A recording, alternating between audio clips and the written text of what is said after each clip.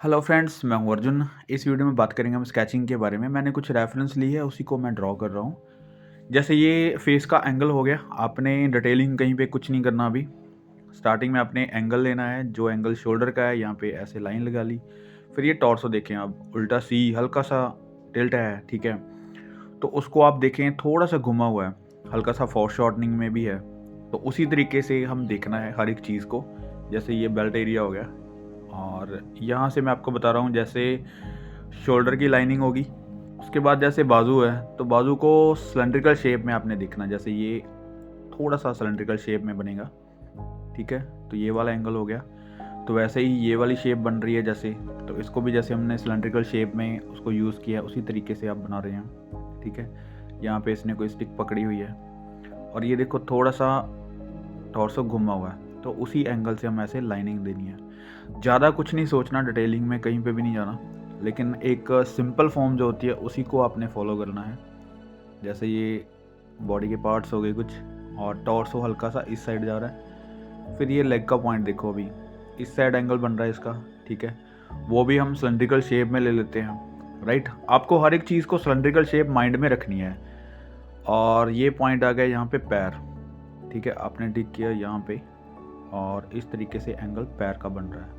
तो ये इसका बेस बन गया, ठीक है। ये वाला यहाँ पे घुटना, और इसको भी आप सिलेंड्रिकल शेप में जैसे देखते हैं फोर शॉर्टनिंग में, उस चीज़ को फॉलो करना है। यहाँ मैं आपको समझाने की कोशिश कर रहा हूँ। जैसे ये लाइनिंग आपने देखी है, ये शोल्डर वाला पॉइंट्स हो गया। मैं आपको साइड पे बना के दिखाता हूँ। जैसे ये हो गया हमारे पास टॉर्सो, और ये लाइनिंग आ गई इस साइड से जाएगा, राइट। फिर बाद में लेग देखो, इस साइड यहाँ पे ये आ रहा है, ठीक है। फोर शॉर्टनिंग इस साइड आ रही है। और ऐसे ही बाकी की चीज़ें भी आपने इस तरीके से फॉलो करना है, जैसे मैंने पिछली वीडियो में भी बताया है सिलेंड्रिकल शेप के बारे में। तो वही चीज़ें फॉलो करना है आपने धीरे धीरे। तो अभी देखो, जो एक एक्शन है वो इस तरीके से कैच कर सकते हैं। ज़्यादा डिटेलिंग कुछ नहीं करना, आपने एक्शन और फिगर को देखना है कि किस तरीके से हम उसको मैनेज कर सकते हैं। उसके बाद आप देखिए, जो बाजू है वो फोर शॉर्टनिंग काफ़ी है। एक हैंड को उसने आगे की तरफ किया हुआ है, ठीक है। तो पहले आपने एंगल पकड़ना है इस तरीके से। जैसे ये वाला सिलेंड्रिकल शेप आप देखेंगे तो बहुत फोर शॉर्टनिंग में है, ठीक है। यहाँ पे हैंड आ रहा है उसका, तो कुछ इस तरीके से हैंड है, ठीक है। ये फोर शॉर्टनिंग में आ गया, और ये आपने एंगल पकड़ना है, नीचे की तरफ लेके आना है इसको, शोल्डर को, कुछ इस तरीके से, राइट। तो अभी जो फिगर है मैनेज होती हुई दिख रही है आपको। जो एक्शन लग रहा है, तो वैसे हमने थोड़ा सा कैच किया उसको, कुछ भी ज़्यादा उसमें डिटेल नहीं किया है।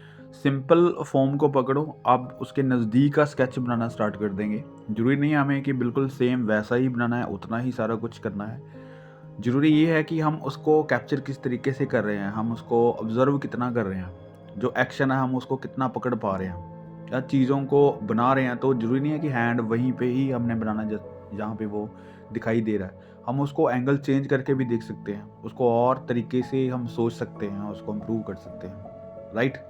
तो ये ज़रूरी है कि एक बार आप सिंपल फॉर्म को समझो, उसके बाद अपनी मर्ज़ी से आप बहुत अच्छे पोज़ बना सकते हैं। किसी भी फिगर को लेके आप कंपोजिशन ट्राई कर सकते हैं। तो ये ज़रूरी है कि एक बार सिलेंड्रिकल शेप को और एंगल्स को समझा जाए। उसके बाद की चीज़ें होती हैं जो डिटेलिंग में आ जाती हैं, जैसे ये शेड्स वगैरह हैं। तो ये ज़्यादा मुश्किल काम नहीं होता, आपको ये बहुत अच्छे से समझ आ जाता है। तो यहाँ पे और कोई रेफरेंस देखते हैं। जैसे ये हो गया, इसके ऊपर देखो आप पहले फेस का जो एंगल है हल्का सा वो बनाना है, राइट। कुछ भी डिटेल नहीं कर रहे, पहले आपने हल्का सा एंगल ले लिया फेस का। उसके बाद ये नेक, और यहाँ पे क्लियर कर दिया, ठीक है। अब ये देखो टॉर्सो, टॉर्सो कुछ इस तरीके से सी टाइप जा रहा है, ठीक है। सीधा नहीं है, बिल्कुल सी टाइप जा रहा है। और इसको आपने लाइनिंग दे देनी है जहाँ जहाँ पे आपको दिख रहा है। जैसे ये वाला पॉइंट हो गया, ठीक है। ये घूम रहा है, मतलब आपने जो सिलेंड्रिकल शेप्स पहले स्टडी की है, तो उसको आपने मैनेज करना, अपने माइंड में वो सर्कुलेट करना है। मैं आपको समझा भी रहा हूँ साथ साथ में। जैसे ये चीज़ है, तो इस तरीके से घूम के आ रही है। जैसे ये बाजू है, तो हल्की सी फोरशॉर्टनिंग है, मैं कुछ एंगल ये बन रहा है उसका, ठीक है। यहाँ सर के ऊपर जा रही हैं दोनों बाजू।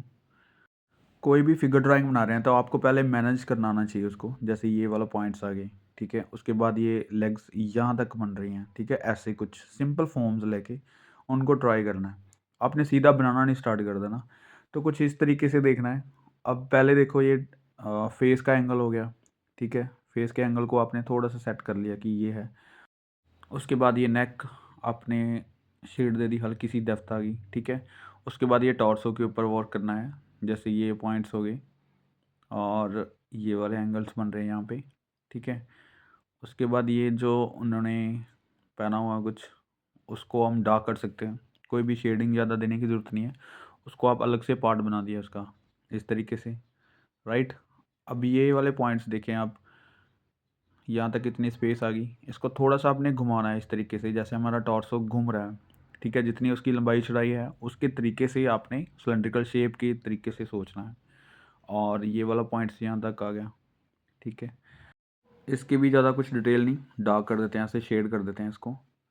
उसके बाद इनके जो थाई वाले पॉइंट्स हैं, ये देखो, यहाँ से लेके आप सीधा एंगल ले सकते हैं ऐसे। यहाँ पे अभी मैं सिलेंड्रिकल शेप जो है वो माइंड में मेरे सेट है, जैसे जो भी एंगल आ रहा है इस तरीके से, मतलब तब आपकी ड्राइंग्स ज़्यादा गलत नहीं बनेगी। आपके माइंड में वो चलना चाहिए कि हम यहाँ पे सिलेंड्रिकल शेप के ऊपर काम कर रहे हैं, उसको किस तरीके से हम सोच रहे हैं। अपनी ऑब्जर्वेशन जो देखने का तरीका है वो जितना आप चेंज करोगे उतना ही ज़्यादा फ़ायदा होगा, क्योंकि चीज़ों को देखना बहुत ज़रूरी है। जैसे ये वाला पॉइंट्स हो गया, अभी मैं आपको सिलेंड्रिकल शेप बताता हूँ इसकी। जैसे ये वाला थाई पॉइंट हो गया, ठीक है। इसको इस तरीके से सेट करना आपके माइंड में कि ये चीज़ें आपको कहीं पे भी सोचने की ज़रूरत ना पड़े ज़्यादा, आपके माइंड में वो चलनी चाहिए कि ये शेप ये बनेगी इसकी सिलेंड्रिकल शेप में। तो बहुत आसान है, मतलब इतना ज़्यादा मुश्किल कुछ नहीं है। अभी जैसे ये बाजू हो गई हैं इसकी, यहाँ आपको देखना होगा कि इसका हेड किस तरीके से एंगल ले रहा है, ठीक है। आईज, नोज, लिप्स ये सब बनाना ज़रूरी नहीं है। आप एक फॉर्म को समझो, जैसे ये बाजू है, यहाँ से स्टार्ट हो गई, ठीक है। ये वाला एंगल, अब इसमें भी सिलेंड्रिकल शेप बन रही है, आपके माइंड में वो सर्कुलेट चलना चाहिए। मैं बार बार इसलिए कह रहा हूँ क्योंकि बहुत आसान होता है जब चीज़ को हम किसी से करेक्ट करके बनाते हैं। सीधा सीधा ड्रॉ करेंगे, हमें पता नहीं कि शेप को किस तरीके से सोचना है, किसके साथ कंपैरिजन करना है इसका, किसके साथ हम मेजरमेंट ले रहे हैं इसकी, तो वो चीज़ें आपके माइंड में फिट होनी चाहिए। आप एंगल किस तरीके से ले रहे हैं, जैसे ये बाजू है तो ये भी हल्की सी फोरशॉर्टनिंग में है, तो उतना ही आपने सिलेंड्रिकल शेप को देखना है, अपने माइंड में सर्कुलेट करना है उसको, कि किस तरीके से उसको मैनेज कर सकते हैं। मतलब मैं इसलिए बार बार ये चीज़ बोल रहा हूँ क्योंकि माइंड में जो चीज़ स्किप हो रही है, सिलेंड्रिकल शेप को भूला जा रहा है, हम बाजू में ज़्यादा माइंड जा रहा है। तो बाजू में नहीं लेके जाना, आपने सिलेंड्रिकल शेप देखनी है, आपको बेसिक फॉर्म पे बार बार ध्यान देना है कि इसको किस तरीके से मैनेज करना है। तो वही चीज़ें जो फॉर्म वाली हैं, जो स्टार्टिंग में मैंने आपको बताई हैं, तो वही काम आती हैं आगे डिटेलिंग में भी, राइट। इसको जैसे हमने ज़्यादा शेड्स वगैरह नहीं करें, सिंपल सी फॉर्म लेके इसको ऐसे मैनेज कर सकते हैं। तो इतना वर्क काफ़ी है स्केचेस में जब आप स्टडी कर रहे हैं। पहले हम चीज़ों को मैनेज करना सीखते हैं, जैसे मैंने आपको बताया, तो इसको पहले मैनेज करते हैं, उसके बाद कितनी भी डिटेलिंग हम कर सकते हैं। तो आई थिंक ये डन है और इसको ऐसे ही रहने देते हैं। अभी हम कोई और स्केच देखते हैं, जैसे ये है। इसमें देखो आपको मैं थोड़ी-सी शेडिंग के बारे में बताऊँगा कि हम किस तरीके से उसको और ज़्यादा डिटेलिंग में लेके आ सकते हैं। क्योंकि पहले बेसिक फॉर्म सीखी है आपने, ज्योमेट्रिकल शेप सीखी हैं, उसको सिलिंड्रिकल शेप में लेके आना सीखा है, फिर एक्शन सीखे हैं, तो बाद में डिटेलिंग का कैसे काम करते हैं मैं उसके ऊपर थोड़ा-सा आपको बताऊँगा। तो इसमें स्टार्टिंग वैसे ही, जैसे हमने फेस ले लिया, फिर बाद में हमने टॉर्सो का एंगल ले लिया, ठीक है। जैसे ये बाजू इस साइड जा रही है, तो ये टॉर्सो इस साइड हल्का-सा घूम रहा है, क्योंकि हल्का-सा फोरशॉर्टनिंग में है, हल्का-सा उसको साइड एंगल भी है, ठीक है? तो कुछ इस तरीके से मैनेज करते हैं। बेसिक में जैसे आपने सहारा लेते हैं आप जेस्चर का, या फिर आप फॉर्म्स को पहले बनाते हैं, ज्योमेट्रिकल शेप में बनाते हैं, तो यहाँ पे मैं एक स्टिक फिगर का सहारा ले रहा हूँ। जैसे ये स्टिक फिगर से आपको पता चल रहा है कि ये थाई कितना बड़ा बन रहा है, ठीक है? घुटने तक हमने टिक कर लिया। उसके बाद यहाँ से हमें पता चल रहा है कि लेग्स किस साइड जा रही है, एंगल का हमें पता चल रहा है। ठीक है, तो ये भी स्टिक फिगर से हम बना सकते हैं। स्टिक फिगर आपको एक बेस देती है जो कि फिगर की लंबाई है उसकी, ठीक है? तो एक एंगल डिसाइड करने का ज़रिया बनती है जो स्टिक फिगर है, तो उसको आपने माइंड में देखना है। उसके बाद जो शेप बनती है और जो आपने फॉर्म्स की स्टडी की है वो यहाँ पे आपको ट्राई करना है। उसके बाद कहीं जाके आपको डिटेलिंग में जाना होता है, ठीक है? जैसे मैं अभी ड्राइंग्स बना रहा हूँ इसकी, तो ड्राइंग को आपने बेसिक देखना है पहले कि आपकी शेप किस साइड जा रही है, आपको एंगल कौन-सा लेना है, ये चीज़ें ज़रूरी हैं। जैसे ये सिलिंड्रिकल शेप से हमें पता चल रहा है कि ये बाजू का एंगल ये बन रहा है, ठीक है? उसके बाद ये टॉर्सो इस साइड आ रहा है। तो छोटी-छोटी चीज़ें हैं जो सारी चीज़ों एक कंपोज़िशन की तरह काम करती हैं।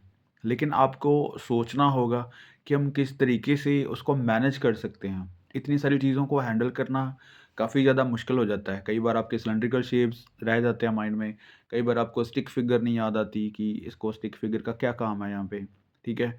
तो मैं इसलिए सारी चीज़ें आपको बता रहा हूँ। तो काफ़ी ज़्यादा कॉम्प्लिकेटेड नहीं करना, स्टेप बाय स्टेप चीज़ों को देखना है।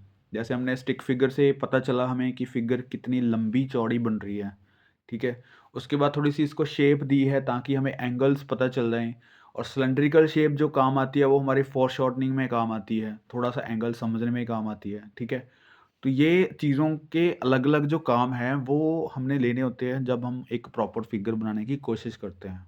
तो एक-एक चीज़ के ऊपर फ़ोकस करेंगे तो चीज़ें रह जाती हैं। यहाँ पे जब आप थोड़ी-सी डिटेलिंग में काम करते हैं, किसी भी फ़िगर को आप इस तरीके से देख रहे हैं, तो सारी चीज़ों को आपने मैनेज करना होता है। सारी चीज़ों की एक साथ एक कंपोज़िशन की तरह काम लेना होता है उससे, ठीक है? जैसे ये बाजू है, तो अभी ये वाला पॉइंट्स हो गया। अब ये हल्का-सा इस साइड जा रहा है। एक तो ये फ़ॉरशॉर्टनिंग भी है और स्टार्टिंग में आपको ये पता चल रहा है कि ये शैडो में भी है, मैंने ये डार्क कर दिया हल्का-सा, ठीक है? फ़ॉरशॉर्टनिंग में इसलिए क्योंकि थोड़ी-सी बाजू हमारी साइड आ रही है। मैं यहाँ पे ज़्यादा डिटेल्स नहीं कर रहा हूँ, लेकिन मैं आपको थोड़ा-सा इसको डेप्थ के बारे में बता रहा हूँ कि जब भी आप स्केचिंग करो, तो उसमें कुछ ना कुछ इम्प्रूवमेंट करो। जैसे हमने पहले लाइनिंग में किया है, जहाँ पे हमें बहुत ज़्यादा डार्क लग रहा था, तो वहाँ पे हमने हल्का-सा शेड कर दिया, बाकी हमने लाइनें रहने दी, ठीक है? तो इस पे हम लाइनों के ऊपर थोड़ा-सा काम कर रहे हैं, थोड़ी-सी उसको डेप्थ देने की कोशिश कर रहे हैं, ताकि आपको लगे कि हमारी इम्प्रूवमेंट जो स्टेप बाय स्टेप किस तरीके से हो रही है। हम धीरे-धीरे चीज़ें किस तरीके से ऐड कर रहे हैं अपनी स्टडी में। पहले आपने स्टिक फिगर सीखी, बाद में आपने फ़ॉर्म सीखी, फिर आपके जेस्चर्स बनते हैं, फिर बाद में आपकी फिगर ड्राइंग बननी स्टार्ट हो जाती है। तो ये कुछ स्टेप्स हैं, मैं आपको इसलिए इन चीज़ों के बारे में बोलता हूँ क्योंकि जो बेसिक फ़ॉर्म है, बेसिक फंडामेंटल्स है, उसका दायरा बहुत बड़ा है। यानी कि आपको लगता है कि बेसिक बहुत छोटा है, बेसिक अपने आप में बहुत बड़ी स्टडी है। अगर आप बेसिक्स अच्छे तरीके से करेंगे तो आपको एडवांस के लेवल जो हैं, वो बहुत छोटे लगने लगेंगे। आपको लगेगा कि ये चीज़ें तो बहुत अच्छे से मैनेज कर सकते हैं हम। लेकिन प्रॉब्लम आती है यहाँ से, जब आपको एक फिगर ड्राइंग को समझने में प्रॉब्लम आ रही है। किसी का एंगल बनाने में प्रॉब्लम आ रही है या फिर आप किसी चीज़ को देख के अच्छे से उसकी कॉपी नहीं कर पाते हैं। जो हाँ, फिर जो माइंड में चल रही हैं चीज़ें वो आप ड्रॉ नहीं कर पा रहे हैं। तो ऐसी चीज़ों की स्टडी करने के लिए आपको बेसिक फॉर्म, फंडामेंटल ये सारी चीज़ों की स्टडी करनी होगी। तो मैं जैसे वीडियोज़ डालता हूँ तो ये स्टेप बाय स्टेप होती है मेरी वीडियो कि जिस चीज़ की ज़्यादा ज़रूरत है, मुझे लगता है कि इसमें ज़्यादा प्रॉब्लम आ रही है तो उसकी स्टडी हम कर रहे हैं। ठीक है?